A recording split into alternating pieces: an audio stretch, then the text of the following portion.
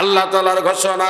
পয়গম্বর আরবি বলেন, লা ইউমিনু আহাদুকুম হাত্তা আকুনা আহাব্বা ইলাইহি মিন ওয়ালিদিহি ওয়া ওয়ালাদিহি ওয়ান নাসি আজমাইন। পয়গম্বর আরবি বলেন, তোমরা পূর্ণাঙ্গ মুমিন ততক্ষণ পর্যন্ত হইতে পারবে না যতক্ষণ পর্যন্ত তোমরা তোমাদের ছেলে মেয়ে বিবি বাচ্চা সন্তান সম্পত্তির চাইতে আমি নবীকে বেশি ভালোবাসতে না পারবা, তোমরা ততক্ষণ পর্যন্ত মুমিন হইতে পারবা না। এই ঘোষণা কার? আল্লাহর নবীর। এই ঘোষণা কার? পয়গম্বর আরবির। আল্লাহ বলেন নবীকে ভালোবাসতে হবে দুনিয়ার বাবা মা সন্তান সম্পত্তির চাইতে, নিজের দলের চাইতে, নিজের নেতার চাইতে। আর আমরা নবীকে ভালোবাসা বাদ দিয়া নেতাকে বেশি ভালোবাসি, নবীকে ভালোবাসা বাদ দিয়া সম্পদকে বেশি ভালোবাসি, নবীকে ভালোবাসা বাদ দিয়া সন্তানকে বেশি ভালোবাসি। তাহলে আমরা পূর্ণাঙ্গ মুমিন হইতে পারবো না। পূর্ণাঙ্গ মুমিন হইতে গেলে আমার নিজের সন্তানের চাইতেও ভালোবাসতে হবে কাকে বেশি? আল্লাহর নবীকে। কাকে? নবীকে বেশি ভালোবাসতে হবে নিজের সন্তানের চাইতে, নিজের সম্পদের চাইতে। আল্লাহর পয়গম্বরকে বেশি ভালোবাসেন কারা কারা? দুই হাত টান টান করে আল্লাহকে দেখাই। লিল্লাহে তাকবীর। হাতটা একটু ঝাঁকি দেন। আল্লাহ দেখো তোমার কতগুলো বান্দারা এরকম তোমার নবীকে ভালোবাসে, এই সাক্ষী দিতেছে আপনারা। নারায়া আল্লাহ তুমি কবুল করে নাও, বলেন আমিন। আল্লাহর বান্দারা মাগনা মাগনি কি নবীকে ভালোবাসা যাবে? যে শর্তগুলো আছে শর্তগুলো যদি আমি পালন না করি তাহলে নবীকে মুখ দিয়ে গেলে বললাম ভালোবাসি, অন্তর দিয়ে করলাম না, তাহলে মুনাফিকের মতো হয়ে যাবে। এই আল্লাহর বান্দারা মুনাফিক আমরা হইতে চাই না, দয়াল নবীকে আমরা আমাদের সম্পদের চাইতে বেশি ভালোবাসতে চাই। ঠিক না? ঠিকই। ঠিক না? ঠিকই। ও আল্লাহর বান্দারা, এবার একটু পরীক্ষা করব আসলেই আপনারা নবীকে বেশি ভালোবাসেন না সম্পদকে বেশি ভালোবাসেন? নবীকে বেশি ভালোবাসেন না সন্তানকে বেশি ভালোবাসেন? যদি আপনার নবীর চাইতে সন্তানকে বেশি প্রাধান্য দেন, সম্পদকে বেশি প্রাধান্য দেন, তাহলে আপনি পূর্ণাঙ্গ মুমিন হইতে পারবেন না। আমরা পূর্ণাঙ্গ মুমিন হইতে পারবো না। কোন আল্লাহর বান্দা আছেন এই নবীর মাদ্রাসায় নবীর প্রতিষ্ঠানের জন্য এখানে শত শত মানুষের জন্য মধ্যে আমি 4টা আল্লাহর বান্দা চাই, মাত্র 4টা আল্লাহর বান্দা চাই। যত ফেরেশতা ছিল সমস্ত ফেরেশতার মধ্যে সর্বশ্রেষ্ঠ ফেরেশতা কয়টা? কথা কয় না? 4টা ফেরেশতা, জিবরাইল, আজরাইল, মিকাইল, ইসরাফিল। যত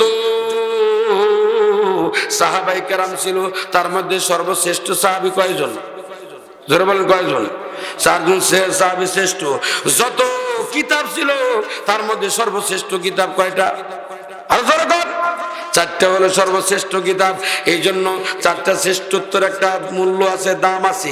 আমি এখানে শত শত মানুষের মধ্যে শ্রেষ্ঠ 4টা আল্লাহর বান্দা চাই, যারা আসলে শ্রেষ্ঠত্ব অর্জন করতে চান। 4টা আল্লাহর বান্দার কাছে নবীর প্রেম যার অন্তরের মধ্যে আছে, নবীর ভালোবাসা যার অন্তরের মধ্যে আছে। মা নাই, বাবা নাই, দুনিয়ার ময়দান থেকে মা বাবা চিরদিনের জন্য আপনার কবরের বাসিন্দা হয়ে গেছে। ওই মা বাবার রুহের মাগফিরাতের জন্য নবীর প্রেম অন্তরের মধ্যে আছে। এমন 4টা আল্লাহর বান্দার কাছে মাত্র 5,000 টাকা করে চাই। কোন আল্লাহর বান্দা আছেন হুজুর ইনশাআল্লাহ আমি 5,000 টাকা এই মাদ্রাসার জন্য দিব? দেখেন মাদ্রাসা কাজ করতেছে, বিল্ডিং করতেছে, ইটের প্রয়োজন, সিমেন্টের প্রয়োজন, জানালা দরকার বা প্লাস্টারের দরকার, লক্ষ লক্ষ টাকার দরকার, আপনার ছাদের দরকার। এই ছোট্ট বাচ্চাগুলো যদি ছাদ নাই ঠিক মতো এখানে থাকতে গিয়ে কষ্ট হয়, আপনার বাড়ির মধ্যে যদি আপনি সুখ আর শান্তিতে থাকেন আর মাদ্রাসার ছাত্রগুলাই আপনার কষ্ট পাইল, তাহলে আল্লাহর কাছে কিন্তু জবাব আপনাকে দিতে হবে, দিতে হবে।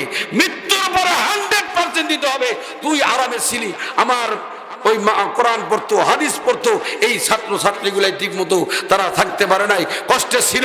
আর জবাব দে, জবাব দে। আল্লাহর কাছে কি জবাব দেবো? এই জন্য আল্লাহর কোন বান্দা এটা কে দিছে? আলহামদুলিল্লাহ 7,000। মোহরম আলী ডাক্তার উনি 5,000 চাইছি, দিছে কয় হাজার? কয় হাজার? তাকবীর আসতে না জোরে? লিল্লাহে তাকবীর। এটা 5,000 টাকার তাকবীর দিছে। 5 হ্যাঁ বেটা দাঁড়া, হ্যাঁ দাঁড়ান। 7,000 টাকা দিছে। এই জন্য আমার মনে হয় তাকবীরটা বেশি একটা জুইত হইতেছে না। আমার মনে হয় হাদি সাহেব আর 3,000 টাকা 10,000 দিলে আমিও খুশি, আপনারা খুশি। কি কন? কে খুশি না? সবাই খুশি? কারা কারা খুশি না? হাত তুলে দেন। খুশি কারা কারা হাত তোলেন, আলহামদুলিল্লাহ, তাকবীর। হাদিসে সবাই খুশি, আমি খুশি, আল্লাহ খুশি, নবীও খুশি। হ্যাঁ, 7,000 নগদ দিছে, আর 3,000 টাকা বাকি হোক আর নগদ হোক, আমরা 10,000 টাকা হাদিস সাহেবের কাছে চাই। কি বলেন হাদিস সাহেব? لا شريك له ونشهد أن سيدنا وسندنا وحبيبنا ومولانا محمدا عبده ورسوله الذي أرسله بالحق بشيرا ونذيرا وداعيا إلى الله بإذنه وسراجا منيرا أما بعد فأعوذ بالله من الشيطان الرجيم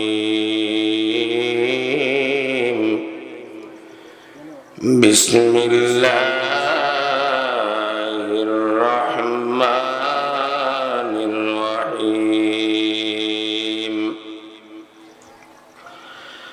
ويوم يعض الظالم على يديه يقول يا ليتني اتخذت مع الرسول سبيلا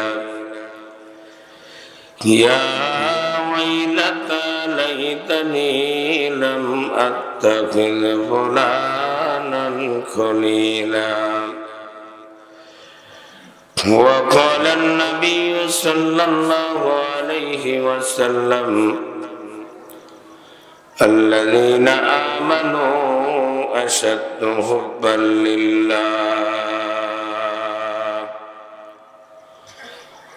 وقال النبي صلى الله عليه وسلم إنما الأعمال بالنيات وقال تعالى شان حبيبه إن الله وملائكته يصلون على النبي يا أيها الذين آمنوا صلوا عليه وسلموا تسليما اللهم صل على محمد وعلى آل محمد كما وعلى آل محمد كما باركت على إبراهيم وعلى آل إبراهيم إنك حميد مجيد لا إله إلا الله لا إله إلا الله جري لا إله إلا الله جري لا إله إلا الله যাব জানি না বেজান বহু দূরে মদিনা আমরা কেমনে যাব জানি না দয়া কর দয়াল আল্লাহ দয়া কর দয়াল আল্লাহ পোড়াও মনের বাসনা লা ইলাহা ইল্লাল্লাহ জোরে লা ইলাহা ইল্লাল্লাহ পৃথিবী ন জানো আমি তো জানি আমি কি পাপ করেছি আমার পাপের করলে বিচার বাচার আমার নাই পাই দয়াময় তুমি মাফ করো আমায় মাফ করো আমায় দয়াময় তুমি মাফ করো আমায় মাফ করো আমায়। আলহামদুলিল্লাহ। হযরত ফাতেমা রাদিয়াল্লাহু তাআলা আনহা বালিকা মাদ্রাসার উদ্যোগে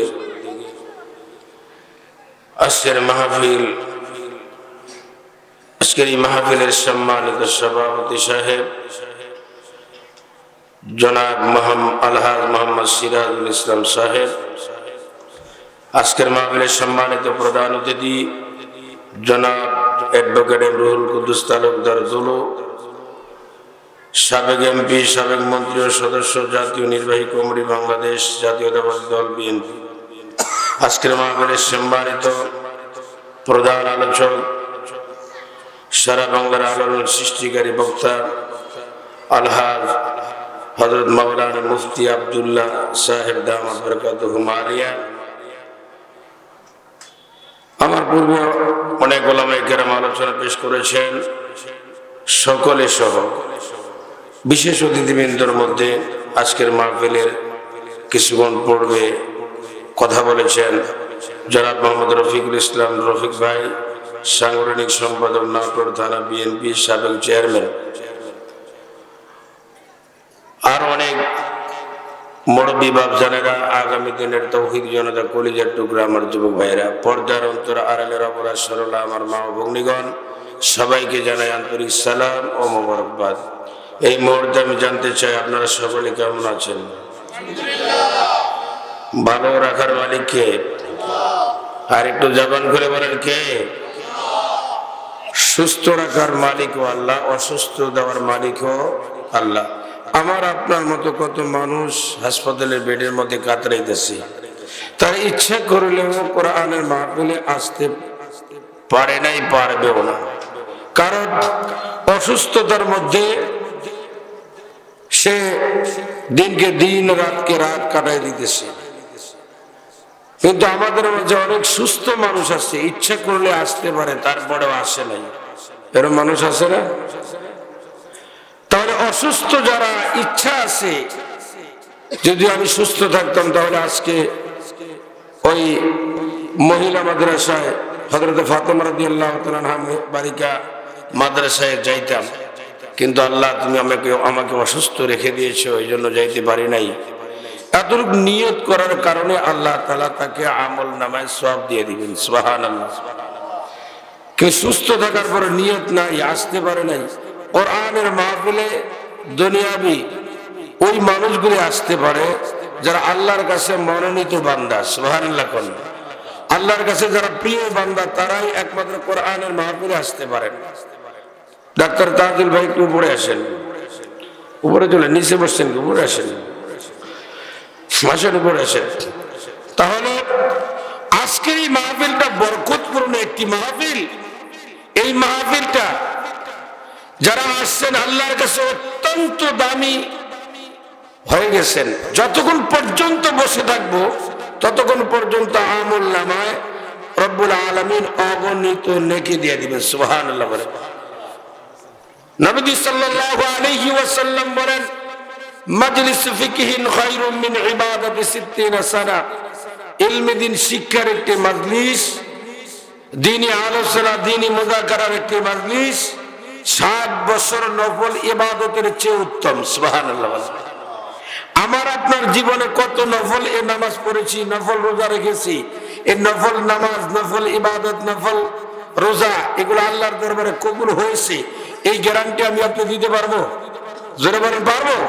পারবো না। কারণ আমার আপনার নামাজের যে হালাত, যে অবস্থা, এই অবস্থার ভিত্তিতে আমার আপনার নামাজ নামাজ আল্লাহর দরবারে কবুল হয়েছে এই গ্যারান্টি দেওয়া যায় না। কিন্তু পয়গম্বর আরবি বলেন 100% কবুলিয়াত নামাজের সওয়াব 60 বছর নফল ইবাদত করলে যেই পরিমাণ নেকি পাওয়া যাবে তার চাইতে উত্তম নেকি আল্লাহ তাআলা আমলনামায় দিয়ে দিবেন। আল্লাহ তাআলা শেফা কুল্লিয়া দান করে বলেন আমিন। ভাইরা আমার, তাহলে এখানে বসার দ্বারা আমাদের লস হয়েছে না লাভ হয়েছে? যখন লস না লাভ? লাভ। মুমিনেরা সর্বসময় চায় কোথায় গেলে লাভ পাওয়া যাবে, আখিরাতের লাভ। আর দুনিয়াদাররা সর্বসময় চিন্তা করে কোথায় গেলে দুনিয়ার লাভ পাওয়া যাবে। কি বলেন? দুনিয়াদাররা দুনিয়ার লাভ খোঁজে, আর ইমানদারেরা মুমিনেরা আল্লাহর প্রেম যার ভিতরে আছে, আল্লাযীনা আমানু আসাদ্দু হুব্বান লিল্লাহ, আল্লাহর ভয়, আল্লাহর প্রেম, আল্লাহর ভালোবাসা যার অন্তরের মধ্যে আছে, ওই মানুষগুলো চিন্তা করবে কোথায় গেলে নেকি পাওয়া যাবে, কোথায় গেলে আখিরাতের লাভ পাওয়া যাবে। সুবহানাল্লাহ বলে।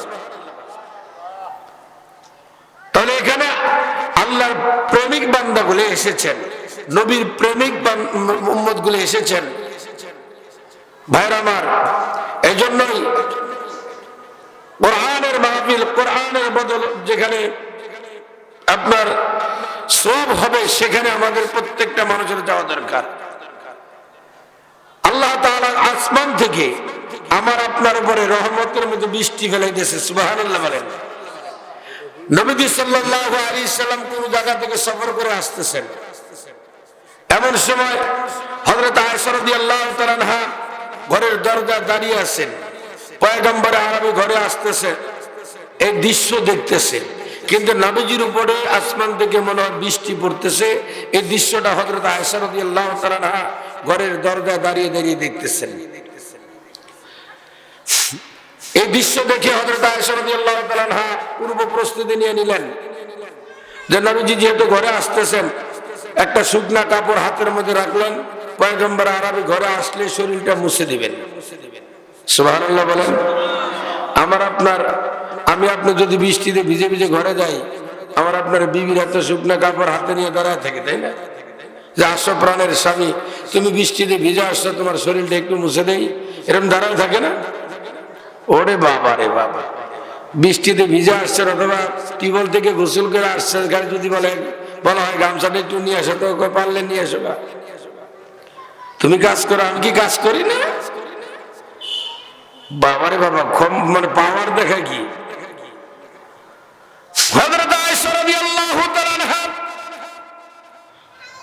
বিশ্বনবী বৃষ্টিতে ভিজতেছে, এই দৃশ্য দেখে শুকনা কাপড় হাতের মধ্যে দিয়ে দাঁড়িয়ে আছেন দরজার মধ্যে। পয়গম্বর আরবি ঘরে আসলেন, হযরত আয়েশা রাদিয়াল্লাহু তাআলা আনহা বসতে দিলেন। নবী আমার বসে আছেন, হযরত আয়েশা রাদিয়াল্লাহু তাআলা আনহা একবার নবীজির সামনে যে চেহারার দিকে তাকায় থাকে, পিছনে গিয়া আবার বিশ্ব নবীর শরীরের দিকে তাকিয়ে থাকে,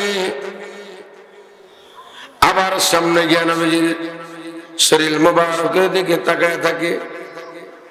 বিশ্ব নবী আমার ডাক দিয়ে বলে, আয়েশা, ব্যাপারটা কি? তুমি এমন ভাবে তাকিয়ে তাকিয়ে কি দেখতেছ? হযরত আয়েশা বলেন, ইয়া রাসূলুল্লাহ, আমি আপনার শরীর মুবারকটা দেখতেছি গো নবীজি। নবী আমার ডাক দিয়ে বলে, আয়েশা, আজকে এইভাবে তুমি তাকিয়ে তাকিয়ে দেখতেছো, আমার মনে হয় নতুন করে তুমি আমাকে আজকে দেখতেছো, কখনো মনে হয় দেখো নাই। হযরত আয়েশা বলেন, ইয়া রাসূলুল্লাহ, আমি আজকে যেমন দেখতেছি এমনটি জীবনে কখনো আমি আপনাকে দেখি নাই। পয়গম্বর আরবি বলে, আয়েশা, আজকে কি দেখতেছো? আমার কাছে নতুন এমন কিছু আছে? কি আছে? হযরত আয়েশা বলেন, ইয়া রাসূলুল্লাহ, আপনি যখন ঘরে ফিরতেছিলেন গেছিলেন গো নবীজি, তখন আমি তাকায় দেখলাম আপনার উপরে আসমান থেকে বৃষ্টিগুলা পড়তেছে।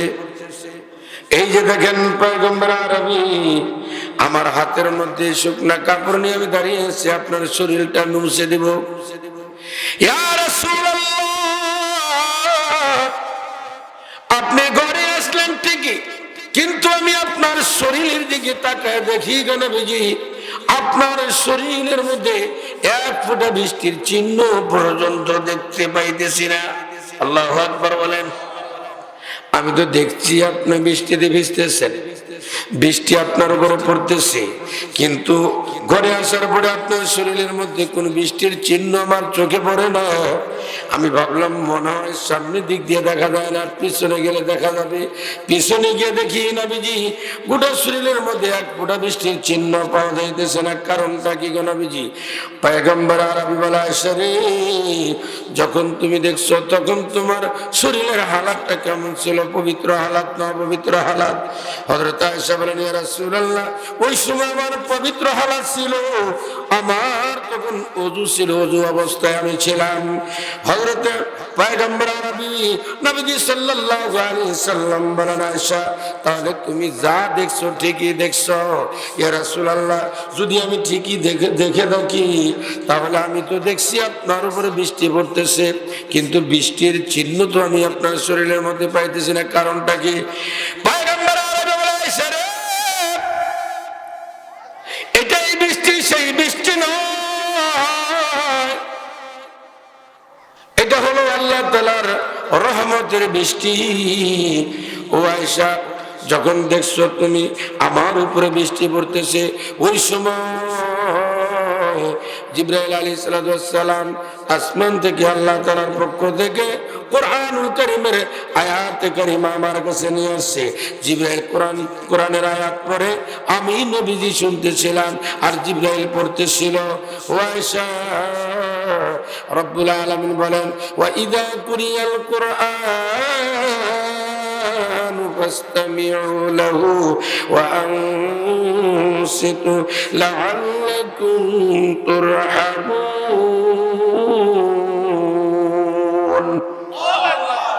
রব্বুল আলামিন বলেন, যেখানে কোরআন তেলাওয়াত হয়, কোরআনের আলোচনা হয়, ওই জায়গার মধ্যে পড়নিওয়ালা সুন্নিওয়ালা উভয়ের উপরে আল্লাহ তাআলার পক্ষ থেকে বৃষ্টির মতো রহমতগুলো আল্লাহ ফেলতে থাকে। আর একটু জবান খুলে বলেন সুবহানাল্লাহ। হযরত আয়েশা বলেন, ইয়া রাসূলুল্লাহ, আজকে যেমনটি আপনার উপরে রহমতের বৃষ্টিগুলো পড়ছে গো নবীজি, এমন করে আর কখনো কি আপনার উম্মতের উপরে পড়বে? ইয়া রাসূলুল্লাহ, দুনিয়ার মাঝে আপনি থাকবেন না, আপনি যদি নাও থাকেন আপনার উম্মতের উপরে আর কখনো এমন একটি বৃষ্টির মতো পড়বে কিনা? আল্লাহর পয়গম্বর বলেন, আয়েশা রে, কিয়ামতের আগ পর্যন্ত আমার উম্মতের উপরে যেখানে কোরআন তেলাওয়াত হবে, কোরআনের আলোচনা হবে, ওই জায়গার মধ্যে পড়নিওয়ালা সুন্নিওয়ালা উভয়ের উপরে আল্লাহ তাআলার পক্ষ থেকে রহমতের বৃষ্টিগুলো আল্লাহ ফেলতে থাকবে। সুবহানাল্লাহ। আমরা রহমতের ভিতরে না বাইরে? আর জোরে বলেন, ভিতরে না বাইরে? রহমতের ভিতরে আছি।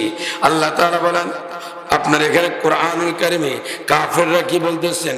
ওয়াকালাল্লাযীনা কাফারু লা তাসমাউ লিহাযাল কুরআন ওয়ালগাউ ফীহি লাআল্লাকুম তাগলিবুন। কাফেররা বলে, যেখানে কোরআন তেলাওয়াত হবে, কোরআনের আলোচনা হবে, ওই জায়গার মধ্যে তোমরা যাইবা, ওই জায়গার মধ্যে তোমরা বসবা না, ওই জায়গার মধ্যে তোমরা শুনবাও না। যদিও যাও, সেখানে গিয়া উঠাউঠি করবা, চিমটা চিমটি করবা, কাদা ছুড়াছুড়ি করবা, প্রয়োজনে ওই মাহফিলটাকে বন্ধ করে দেওয়ার জন্য চেষ্টা করবা, মারামারি করবা, বিশৃঙ্খলা সৃষ্টি করবা। এটা হলো কাফেরদের কথা। কার কথা? আর জোরে বলেন, কার কথা? আমরা কি আল্লাহর দলে না কাফেরের দলে? আর জোরে বলেন, কার দলে? যারা আল্লাহর দলে আছে, বিহার টান টান করে আল্লাহকে দেখাই, লিল্লাহি তাকবীর। আর একটু জোরে বলেন, লিল্লাহি তাকবীর। আলহামদুলিল্লাহ। আল্লাহ তুমি আমাদেরকে তোমার দলে সকলকে ভুক্ত করে না, বলেন আমিন। তাহলে কাফেরদের কথা, যেখানে কোরআনের আলোচনা হবে, ওই জায়গার মধ্যে তোমরা যেও না। আর আল্লাহ তাআলা বলে যেখানে কোরআন তেলাওয়াত হবে, কোরআনের আলোচনা হবে, সেখানে যাও।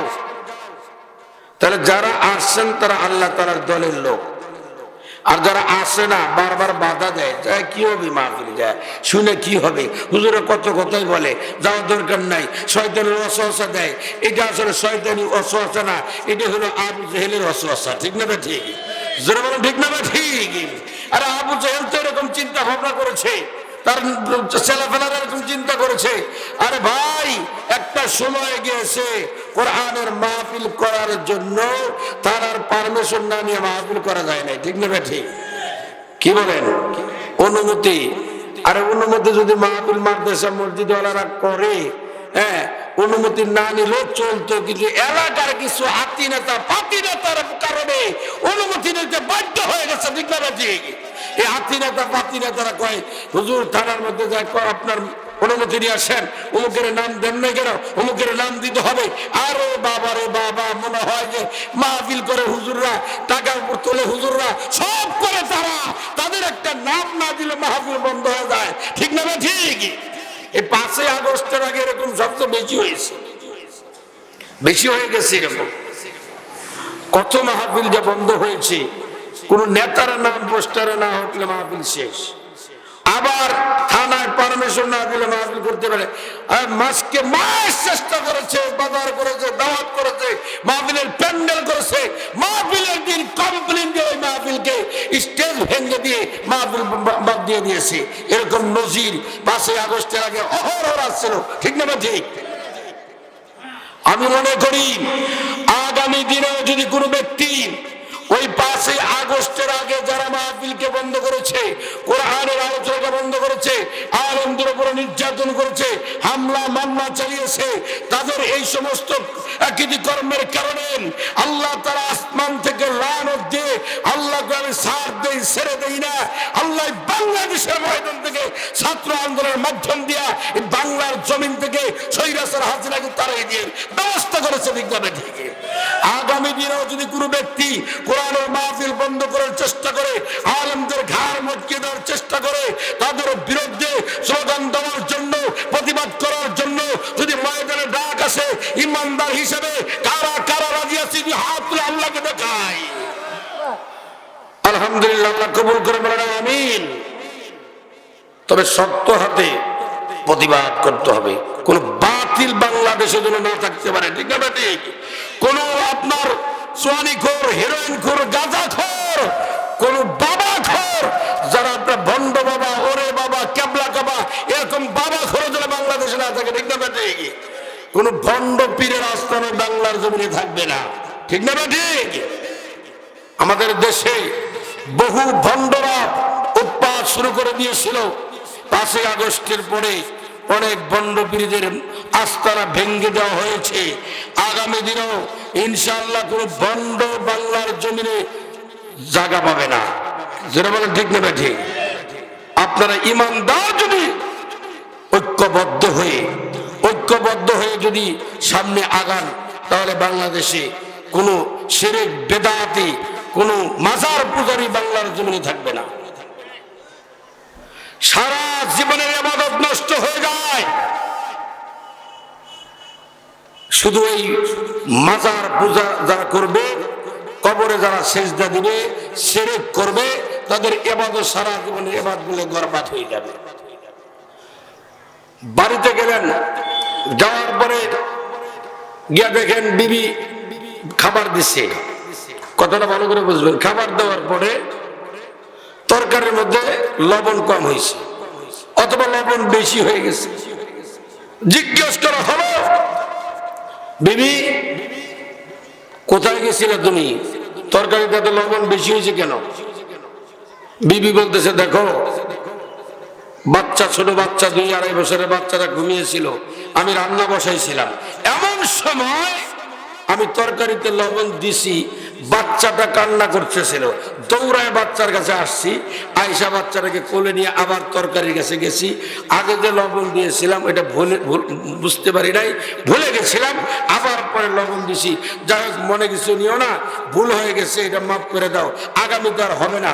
বলেন তো, স্বামী এটা কি মাফ করবে কি করবে না? জোরে করে। মাফ করবে না? যদি ভদ্র স্বামী হয়, যদি ভদ্র স্বামী হয়, জাতের স্বামী হয়, তাহলে মাফ করবে। আর কোন বেজাতের স্বামী যদি হয়, তাহলে হাইলা লড়ি দিয়ে পিটানো শুরু করবে। ঠিক না? ঠিক। এরকম বেজাতের স্বামী আমাদের বাংলাদেশে আছে, বউ পিটাইতে পিটাইতে অস্থির হয়ে যায়। আচ্ছা, এই মাপ এই আপনার পাপটা ক্ষমা করে দিলেন, ভুলটা ক্ষমা করে দিলেন। হঠাৎ আরেকদিন বাড়িতে গিয়ে দেখেন আপনার বিবি, আপনার একজন এলাকার প্রতিবেশী একটা ছেলের সাথে রাত কাটাইতেছে। রাত 12টার সময় গিয়ে দেখেন ঘরের মধ্যে বিবি একই লেভেল নিচে প্রতিবেশী একটা ছেলের সাথে একসাথে শুয়ে আছে। এবার ছেলেটা উঠে গেছে, বিবিকে বলল, কি ব্যাপার, এটা কি হলো? বিবি যদি বলা হয়, বলে আইসা, স্বামী ভুল হয়ে গেছে, একটা ছেলে তুমি সে থাকো না ঠিক মতো, এই জন্য এই ছেলেটার সাথে আমি মাঝে মধ্যে ডাইকে নিয়ে এসে একসাথে থাকি, অবৈধ কাজের সঙ্গে জড়িত হই, ভুল হয়ে গেছে, মাফ করে দাও। বলেন তো স্বামী মাফ করবে? হ্যাঁ, কি জন্য মাফ করবে না? মাফ না করার কারণ কি? স্বামী একমাত্র স্ত্রীর হক হলো স্বামীর। কার? আরো জোরে বলেন, অধিকার কার? স্বামী স্বামী ছাড়া অন্য কোন পুরুষের সঙ্গে শরীক করতে পারবে না। যেমন স্বামী অন্য কোন পুরুষের সাথে বিবি যদি আপনার রাত্রি যাপন করে, শরীক করে, স্বামী যেমন ক্ষমা করে না, তাকে ত্যায্য করে দেয় এবং তালাক করে দেয়। আল্লাহ বলে, আমার জমিনে থাকবা, আমি খাবো, আমার আসমানের নিচে থাকবা, আমার সবকিছু ভোগ করবে, আর আমাকে বাদ দিয়ে অন্য কাউকে শরীক করবা, আমি আল্লাহ বরদাস্ত করতে পারবো না। এই জন্য মাজার পূজারি করবা, শিরকি করবা, বিদআতি করবা, এগুলো আল্লাহর জমিন থেকে অন্য জায়গায় গিয়ে করতে হবে। আমি হই, আপনি হন, আরেকজন হোক, কোন শিরক বিদআতি ভণ্ডদের বাংলাদেশে জায়গা নেই। আল্লাহর বান্দারা, রব্বুল আলামিন বলেন, আল্লাযীনা আমানু আশাদ্দু হুব্বান লিল্লাহ, যার অন্তরের মধ্যে আল্লাহর ভয় আছে, আল্লাহ প্রেম আছে, আল্লাহর ভালোবাসা আছে, ওই মানুষটা এক বেলা খাবে, দুই বেলা না খেয়ে থাকবে, তবুও কোনোদিন হারামের সঙ্গে জড়িত হবে না, সন্ত্রাসী করবে না, চাঁদাবাজি করবে না, দুর্নীতি করবে না, দোকানপাট দখলে যাবে না, বাজার দখলে যাবে না, কারো বাড়ির মধ্যে হামলা করবে না, কারো বিরুদ্ধে কোনো মামলা করবে না, অসতা কারো জমি নিজে দখল করে খাবে না। ঠিক না? ঠিক।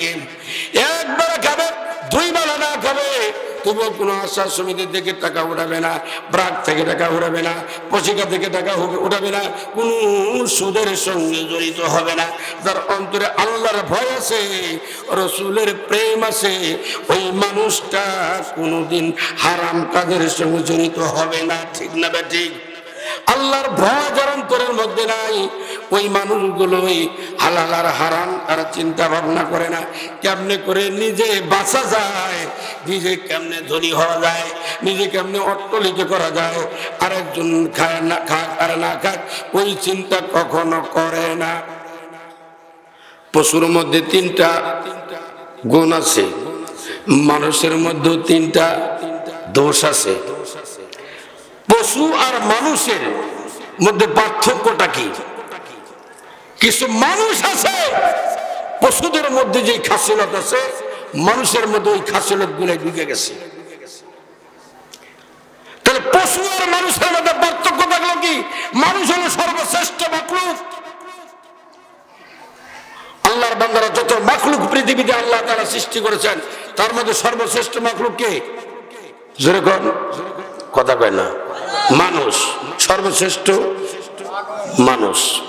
তাহলে নবী সাল্লাল্লাহু আলাইহি সাল্লাম বলেছেন, যত পৃথিবীতে উম্মত দুনিয়াতে আল্লাহ তাআলা পাঠাইছে, যত নবী পাঠাইছে, সমস্ত নবীদের মধ্যে সর্বশ্রেষ্ঠ নবী হলো মুহাম্মদ রাসূলুল্লাহ সাল্লাল্লাহু আলাইহি সাল্লাম, আর সর্বশ্রেষ্ঠ নবীর শ্রেষ্ঠ উম্মত হলো মানুষ। সুবহানাল্লাহ। আল্লাহর বান্দারা, আবার নবী সাল্লাল্লাহু আলাইহি সাল্লাম আবার বলেন, এই সর্বশ্রেষ্ঠ মানুষের মধ্যে 1 নম্বর শ্রেষ্ঠ মানুষ কিছু মানুষ আছে। তারা কারা জানেন? শ্রেষ্ঠ মানুষের মধ্যে শ্রেষ্ঠ কিছু মানুষ আছে, বাছাই করা কিছু মানুষ আছে, আল্লাহর কাছে সবচেয়ে প্রিয় মানুষ আছে, রসুলের কাছে সবচেয়ে প্রিয় উম্মত আছে। এই শ্রেষ্ঠত্বের মধ্যে শ্রেষ্ঠ কারা তারা জানেন? আল্লাহর হাবিব বলেন, খায়রুকুম মান তাআল্লামাল কুরআন ওয়া আল্লামা, তোমাদের মধ্যে সর্বশ্রেষ্ঠ মানুষের মধ্যে শ্রেষ্ঠ মানুষ হলো যারা নিজে কোরআন শিক্ষা করে এবং অন্যকে শিক্ষা দেয়, ইলমে দ্বীন শিক্ষা করে এবং অন্যকে শিক্ষা দেয়, তারা হলো সর্বশ্রেষ্ঠ। সুবহানাল্লাহ বলেন। এরে আল্লাহর বান্দারা, যারা নিজে কোরআন শিক্ষা করে এবং অপরকে শিক্ষা দেয়, তারা হলো আল্লাহর পয়গম্বর বলেন শ্রেষ্ঠ মানুষের মধ্যে শ্রেষ্ঠ। আজকে 5টা বাচ্চাকে কোরআনুল কারীম হাতে দেওয়া হয়েছে। এই কোরআনটা কার বলেন? আর একটু জবান খুলে বলেন কার? আল্লাহ তাআলার কোরআন। পৃথিবীর যত বাণী আছে সমস্ত বাণীর মধ্যে সর্বশ্রেষ্ঠ বাণী, তার নাম কি? জোরে বলেন কি? সর্বশ্রেষ্ঠ বাণী হলো কোরআন। প্রত্যেকটা মুসলমান শতকরা 95% এর বেশি মানুষ জানে যত কিতাব আছে সর্বশ্রেষ্ঠ কিতাবের মধ্যে শ্রেষ্ঠ কিতাব হলো কোরআন। ভাই ও চাচা নাকি ভাই, কি চলে যাইতেছেন? চলে যাইতেছেন? কথা কয় না।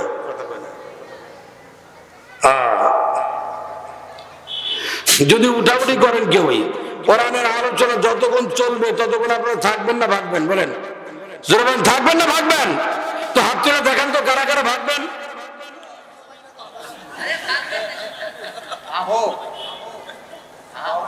বুঝে নাই, বুঝে নাই, এখনো বুঝে নাই। এখন তাল ওই যে চাচি আইসে চিন্তা করেছে বাদাম কিনে দেওয়া লাগতো, এখনো যাইতেই পারি নাই। হ্যাঁ, যদি না কিনে দিই তাইলে তো বাড়িতে গেলে আজকে জায়গা দিব না, দরজা বন্ধ। কিছু যুবকের আছে চিন্তা করতেছে, বলেছিলাম বান্ধবীরা আসতে, হ্যাঁ আইসে তো কইছে যে মাহফিলে যাবো না, গেলেই বাদাম কিনে দিও, পেঁয়াজি কিনে দিও। হ্যাঁ, আমি গেলে কিন্তু মিস কল দিব, মিস কল দিলে কিন্তু মাহফিলে পয়সা থাকলে উঠে আসা লাগবে। আর যদি না আসো তাহলে আগামীকাল থেকে কিন্তু একবারে তালাক। আর যুবকটা চিন্তা করে হায় হায় রে, হ্যাঁ বান্ধবী এইসব মিস কলও দিছে, এখন যদি না আসে তাহলে কেমন দেখে। আর মাহফিল জীবনে বহু কিনতে পারবো, আগে বান্ধবীর মন সন্তুষ্ট রাখি, তাই না ভাই আমার? কোন যুবক যদি, কোন যুবক এখানে যারা বসে আছেন এর মধ্যে যদি কেউ চলে যায়, বুঝবেন এটার প্রেমিকা আছে, মিস কল দিছে যাইতেছে। আর কোন বুড়া মানুষ যদি এরপরে যায়, বুঝবেন যে এটা বুড়া বসে প্রেম করতেছে। কি কন? যাই হোক, কোরআনের কারোর উপরে থাকা চলবে না। আল্লাহর বান্দারা খুব লক্ষ্য করে শুনুন, যেই কথা বলতেছিলাম, আপনার সমস্ত শ্রেষ্ঠ মানুষের মধ্যে শ্রেষ্ঠ মানুষ হলো যারা কোরআনুল কারীম শিক্ষা দেয় এবং শিক্ষা করে। আজকে 5টা বাচ্চাকে, ছাত্রীকে কোরআনুল কারীম হাতে দেওয়া হয়েছে।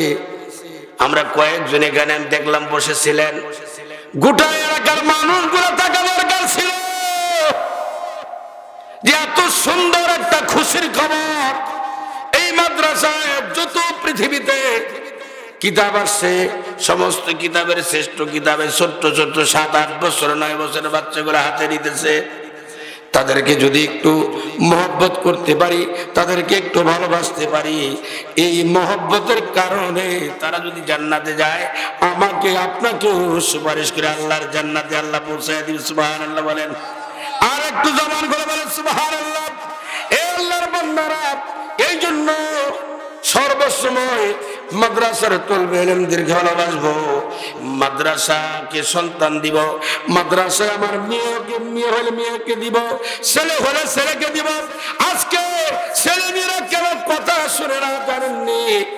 এই ইলমে দ্বীন শিক্ষা না দেওয়ার কারণে আমার বাচ্চাগুলো কথা শুনে না। আমাদের কাছে এসে বলে, হুজুর আমার ছেলেটা কথা শুনে একটা তাবিজ দেন, হুজুর একটু ঝাড়াবো দেন, হুজুর আমার মেয়েটা কথা শুনে না, কি করব হুজুর একটু তাবিজ কাগজ দিয়া দেন। আমি বলবো, আপনার ছেলে কেন কথা শুনে না জানেননি? আপনার মেয়ে কেন কথা শুনে না? আপনি আল্লাহর হুকুম মানেন না, এই জন্য আপনার হুকুম আপনার ছেলে মেয়েরা মানে না। আপনি যদি আল্লাহর হুকুম মানেন, রসুলের তরিকা যদি আপনার মধ্যে থাকে, রসুলের প্রেম রসুলের মহব্বত যদি আপনার মধ্যে থাকে, আপনার ছেলেকে যদি আপনার মেয়েটাকে যদি ইলমে দ্বীন শিক্ষা দেওয়াইতেন, কোরআনুল কারীম শিক্ষা দেওয়াইতেন, হাফেজা বানাইতেন, আলেমা বানাইতেন, ওই মেয়েটা জীবনে কোনোদিন পরকীয়া প্রেমের মধ্যে লিপ্ত হতো না। ওই মেয়েটা কোনোদিন বেপরদ অবস্থা রাস্তার মধ্যে যাইতো না।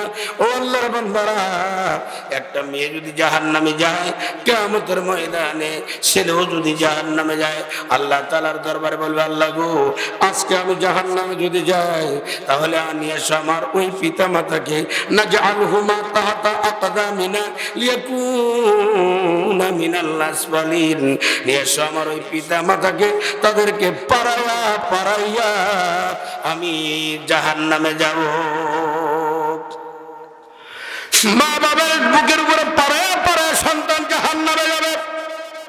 ও বন্ধু, বাংলাদেশে উচ্চ শিক্ষায় শিক্ষিত করাইলেন সন্তানটাকে, আপনি এমএ পাস করাইলেন, বিএ পাস করাইলেন, মাস্টার ডিগ্রি পাস করাইলেন, উকিল বানাইলেন, ব্যারিস্টার বানাইলেন, বিসিএস ক্যাডার বানাইলেন, কিন্তু অনেক ছেলেরা আছে, অনেক আল্লাহর বান্দা আছে বিসিএস ক্যাডার বানায়, আজও পর্যন্ত কোরআনুল কারীম শিখতে পারে নাই, নামাজের নিয়ম কানুন জানে না। তারা নামাজের মধ্যে যখন দাঁড়ায়, মনে চোরের মতো তারা দাঁড়ায় থাকে।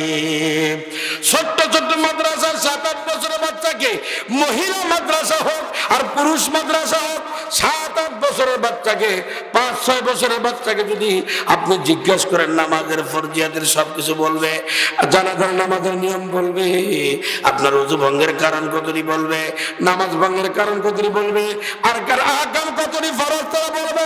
ও বন্ধু, ছোট্ট বাচ্চাগুলো যদি বলতে পারে, আমি আপনি কেন পারবো না?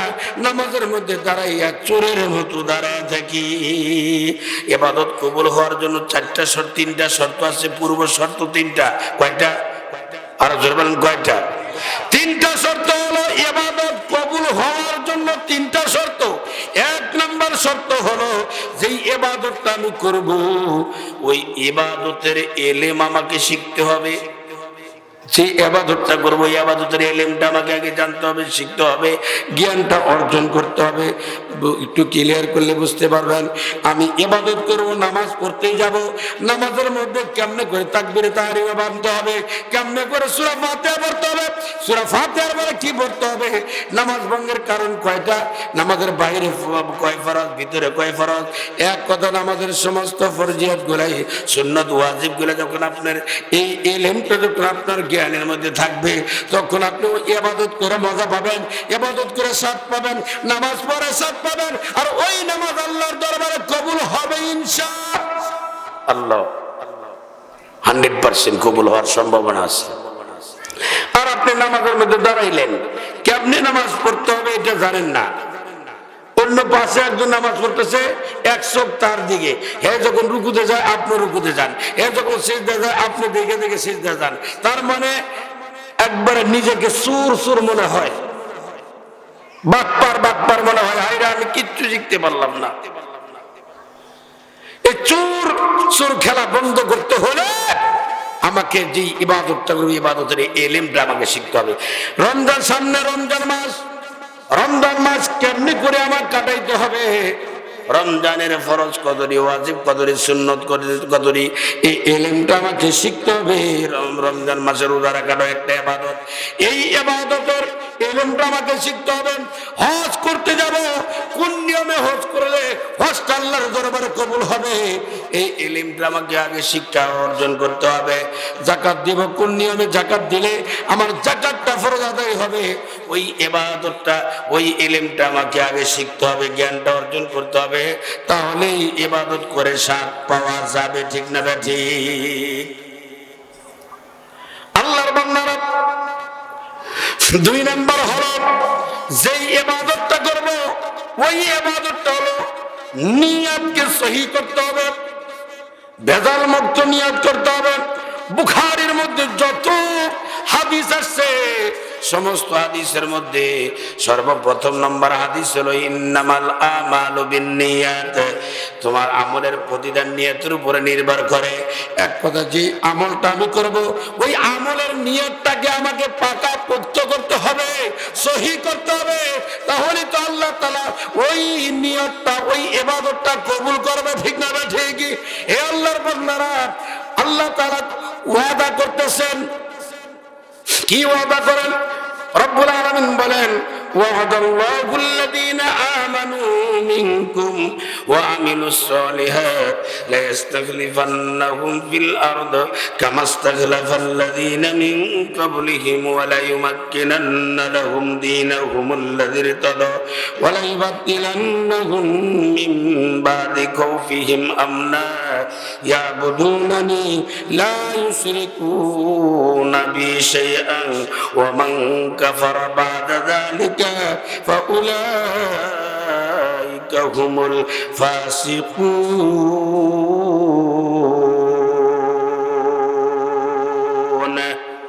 আর একটু জবান খুলে বলেন আল্লাহু আকবার।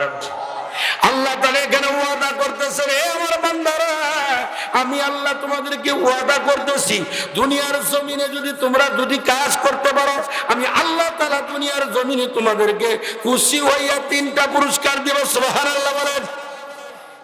কার ওয়াদা? আরো জোরে, কার ওয়াদা? আল্লাহর ওয়াদা কখনো আল্লাহ বরখেলাপ করেন? বান্দার ওয়াদা কি আল্লাহ বান্দা বরখেলাপ করে? করে কিনা? হ্যাঁ, হাইরে ওয়াদা দেয়।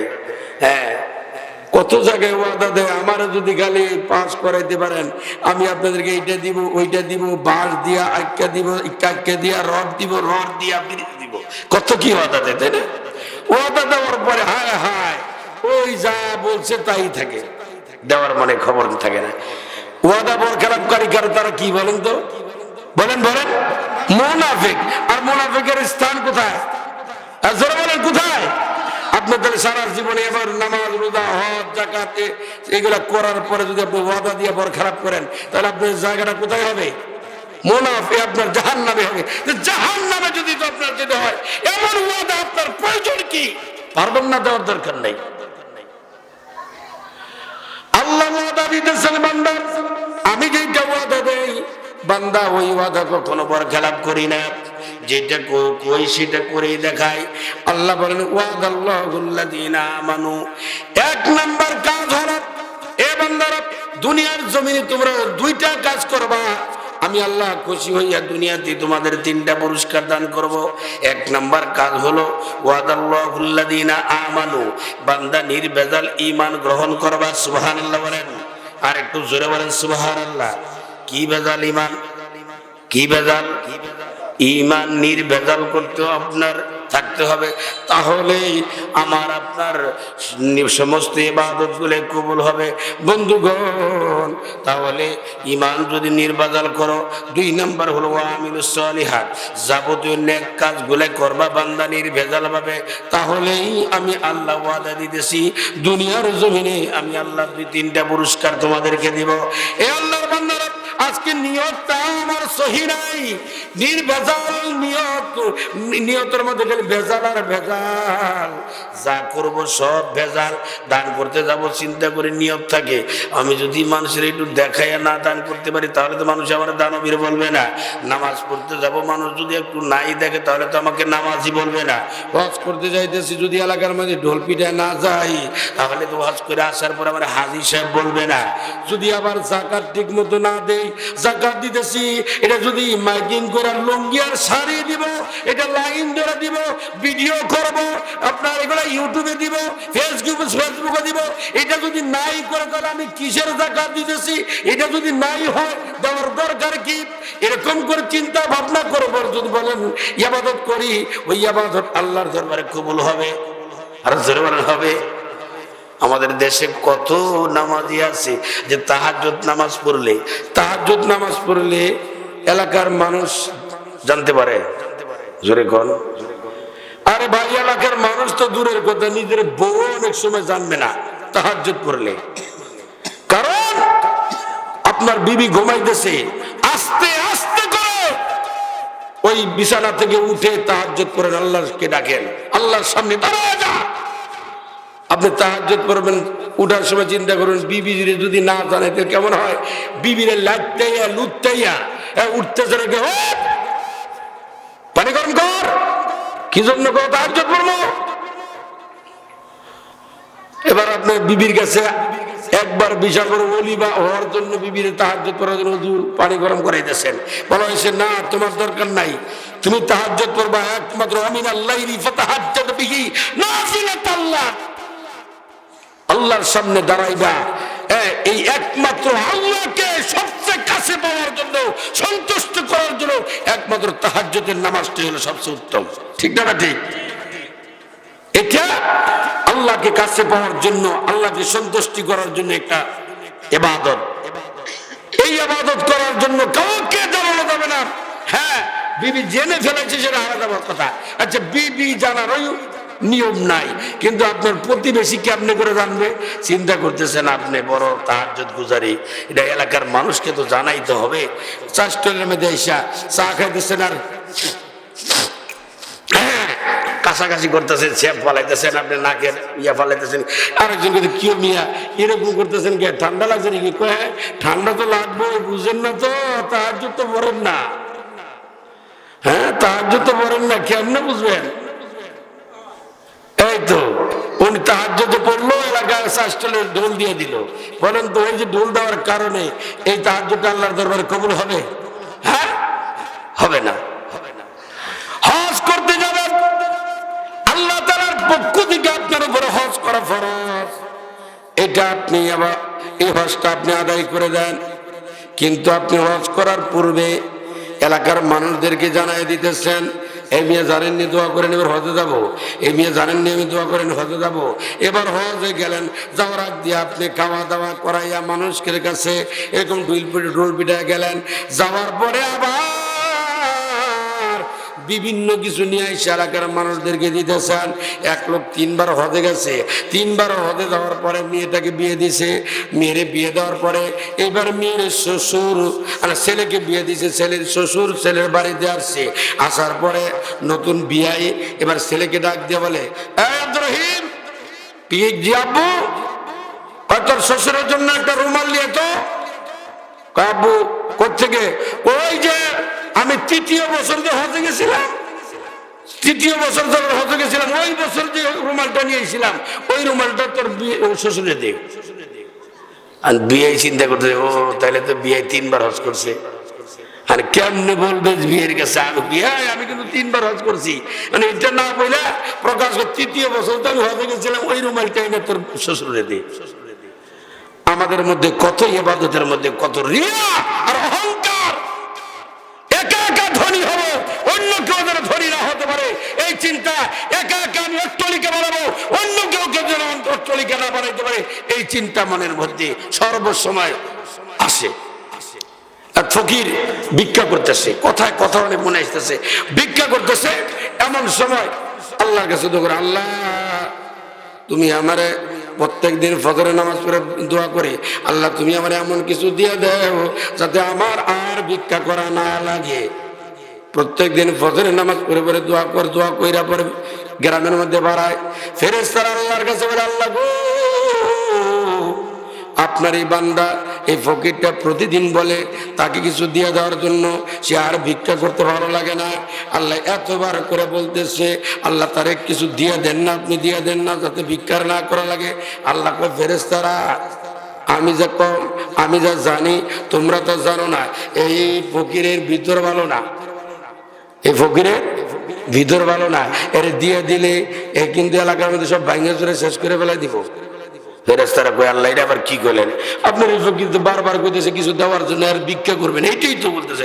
না, এর টাকা পয়সার মালিক বানালে এলাকার মধ্যে রাজত্ব চালাবে, এর দাপটে এলাকা কেউ থাকতে পারবে না।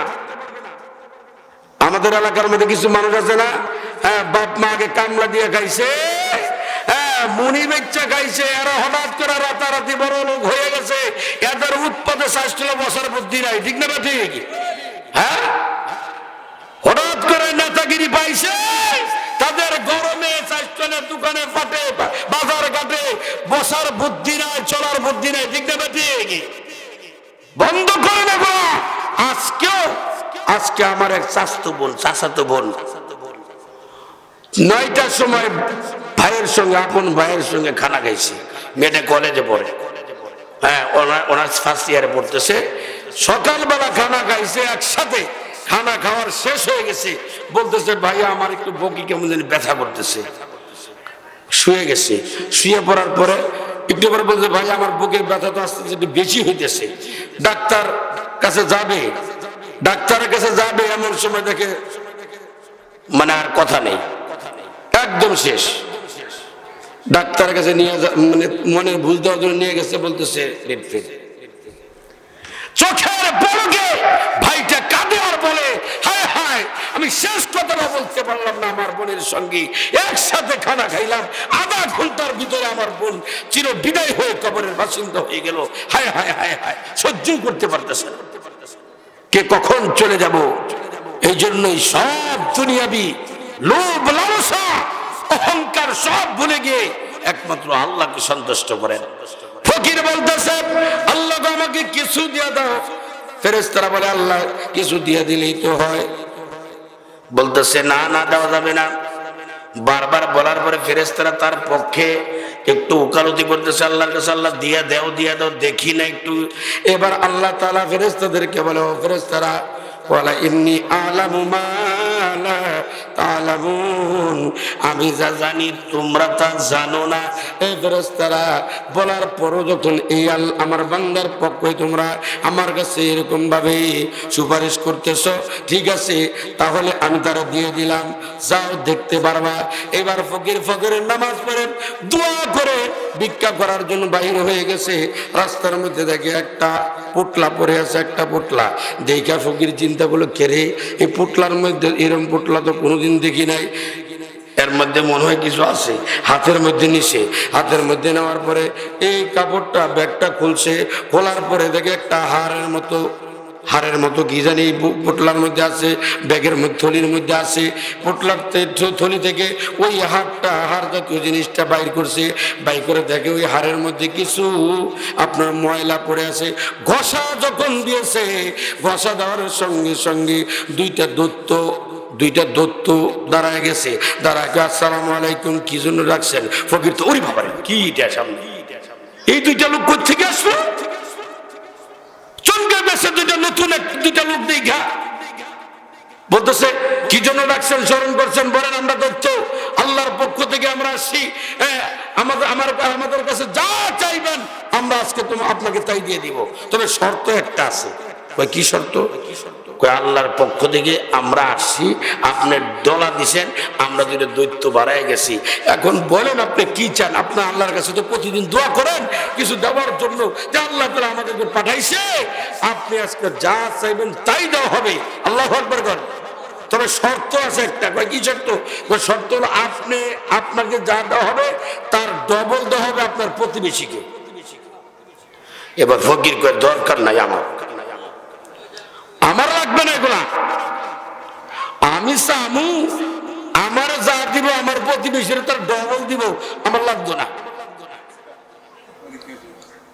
পরে কয় পুটলার ভিতরে থলির ভিতরে হাতটা ঢুকাই দিয়া মুখটা বান্ধা ওটা হাতের মধ্যে করে নিয়ে গেছে। নিয়ে যায় ফকির নিয়ে ডাক দিয়ে কয় বাদ গেছে গা, বাদ গিয়া কয় ফকির নি, ফকিরের বগি হয় ফকির নি রে কয় ফকির নি জানিস কি হয়েছে আজকে রাস্তার মধ্যে? এই যে একটা থলি পাইছি, থলির মধ্যে একটা হার ছিল, এটা ডলা দিছি, দুইটা দত্ত বাড়াইছে, আর বলতেছে আমি আজকে যা চাবো তাই দিবে, তবে শর্ত হলো আমার যা দিব তার ডবল প্রতিবেশীকে দিবে। এইটা বলার পরে আমি বললাম আমার কিচ্ছু দরকার নাই, দেওয়ান হে লাগতো না। এবার ফকির কই হায় হায় হায় এটা কি করলা, সর্বনাশ। আরে তোমার ইচ্ছা মতো তুমি চাইবা, প্রতিবেশীরা যা দেয় দেখা, তোমার ইচ্ছা মতো চাইলে তোমার যতটুকু প্রয়োজন অতটুকু দিয়ে দিলে, আর তোমার প্রয়োজন আছে আর তোমার দেখার দরকার আছে কারে কি দিল না দিল, তুমি তাড়াতাড়ি করে তোমার যা যা প্রয়োজন তুমি তাদের কাছে চাও। এবার ফকিরনি যখন এই বুদ্ধি দিছে, ফকির কই তাই তো, আমাদের দেশে কিছু বেটা মানুষ আছে না, বেটা পুরুষ, এটা বউর কথা উঠে আর ভয়। বউ যদি কয় কাম করে আইসো টেহারা আমার হাতে বদলের মতো দিবা, সারাদিনের টেহা কামাই কইরা বউর কাছে নিয়ে দেয়, দেওয়ার পরে সন্ধ্যার সময় চা খাইতে দেবো, বউরে কয় 10টা টেহা দাও, চুপ করে বয়ে থাক, একটা কথা বলি না। হ্যাঁ যে মরদ, এই বেডি হইলে মরদ আর এটা হইলে মাগি, কয় তুমি যা করবে তাই। এরকম বেড়া মানুষ, বেড়া পুরুষ আছে না, মাইকা পুরুষ আছে না, স্বামী এরকম আছে। হায় হায় হায় হায়। এবার আবার কিছু আছে এই বউর কথা না শুনলে অবস্থা খারাপ। কারণ ওই যে যৌতুকের টেহা নিয়েছে, বাবার বাড়িতে লাখ লাখ টাকা নিয়ে এসে বউর কাছে তো বিক্রি হয়ে গেছে। শ্বশুর ওই মেয়ের বাপ ওই জামাইটাকে কিনে নিছে, জামাই শ্বশুর যা কয়, শাশুড়ি যা কয় তাই চলে, বাবা মা যা কয় একটাও করে না। এরকম ভোলাভান আছে না নাই?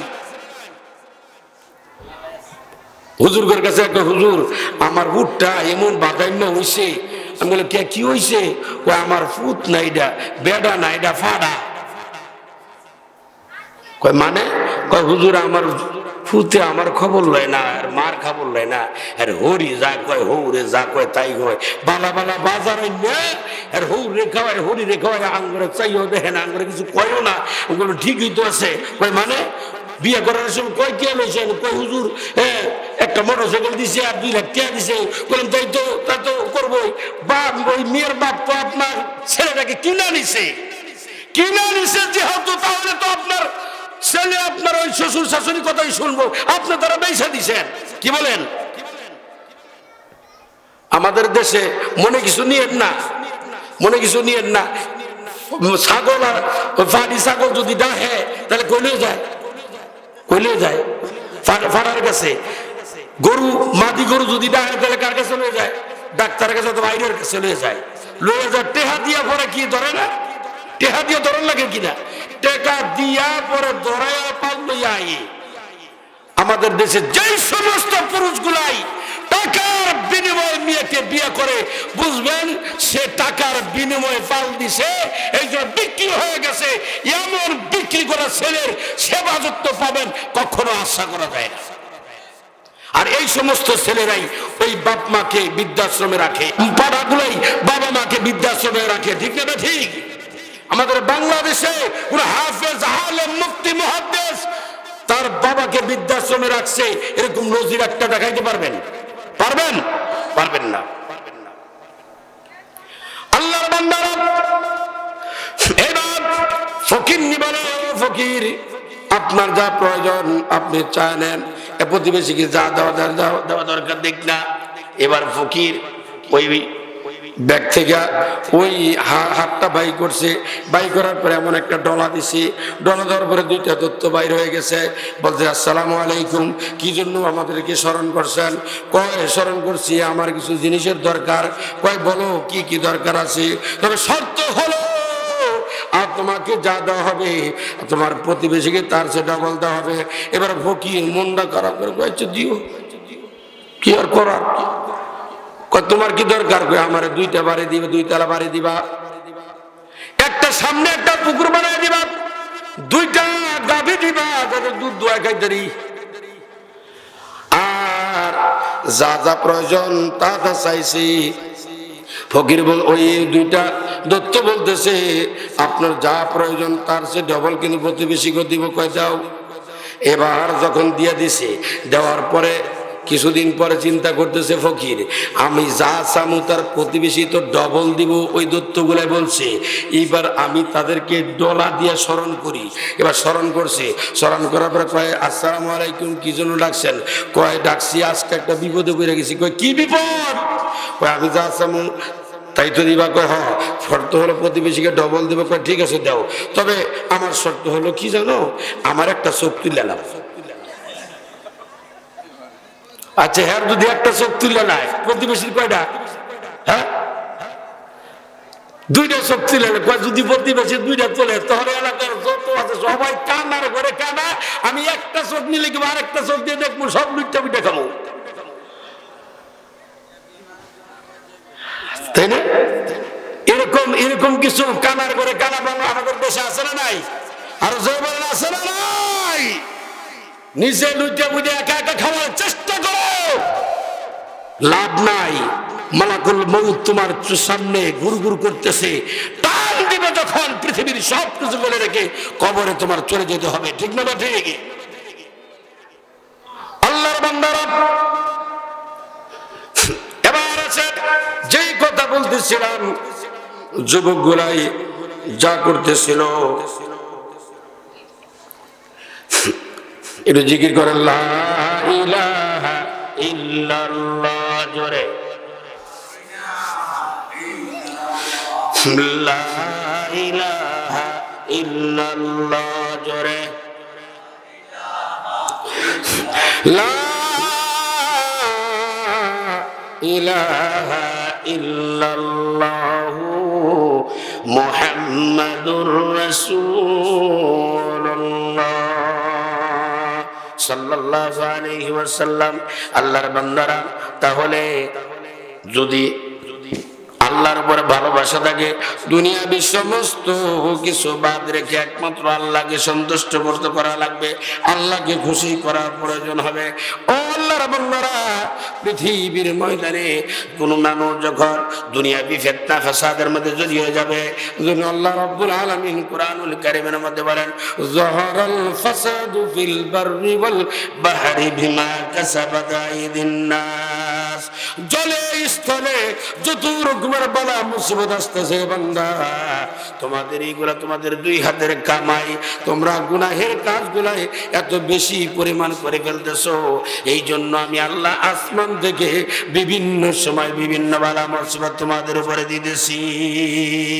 এই জন্য বান্দা কাউকে দায়ী করবা না। এই ঘূর্ণিঝড় আসতেছে, বান্দা কাউকে দায়ী করবা না।